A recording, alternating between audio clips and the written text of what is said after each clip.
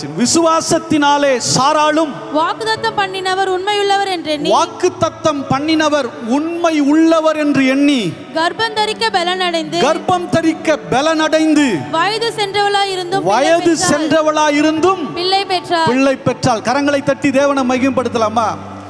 சரீரம் வயசு சொல்லுது, அவ்வளவுதான் முடிஞ்சிருச்சுன்னு சொல்லுது. கர்த்தருடைய வார்த்தை சொல்லுகிறது, இல்லை இல்லை நீ பலனடைவாய் என்று சொல்லுகிறது, இல்லை மாற்றம் வரும் என்று சொல்லுகிறது. அல்லேலூயா.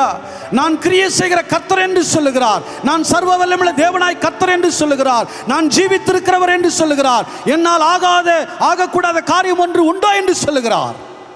அல்லேலூயா. இன்றைக்கு மருத்துவர்கள் 1000 சொல்லியிருக்கலாம். உன்னை சுற்றி இருக்கிறவர்கள் வாழ்க்கையை பார்த்து அவ்வளவுதான், இந்த குடும்பம் தேராதுன்னு சொல்லியிருக்கலாம்.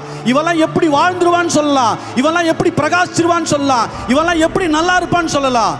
ஆனால் கர்த்தர் சொல்லுகிறார், நான் உன்னை ஆசீர்வதிக்கவே ஆசீர்வதித்து உன்னை பெருகவே பெருக பண்ணுவேன் என்று வாக்கு பண்ணுகிறார். அல்லேலூயா. நான் உன்னை சுகமாக்குவேன் என்று சொல்லுகிறார். நானே உன் பரிகாரியாகிய கர்த்தர் என்று சொல்லுகிறார். அல்லேலூயா. அல்லேலூயா. நல்லா சொல்லுங்க அல்லேலூயா. அப்படின்னா பாருங்க, தேவனுடைய வார்த்தைக்கு அவ்வளவு வல்லமை இருக்கிறது. நீங்கள் முழு நிச்சயத்தோடு கூட, முழு விசுவாசத்தோடு கூட அதை நீங்க ரிசீவ் பண்ணும்போது தேவன் கிரியை செய்ய நல்லவராக இருக்கிறார்.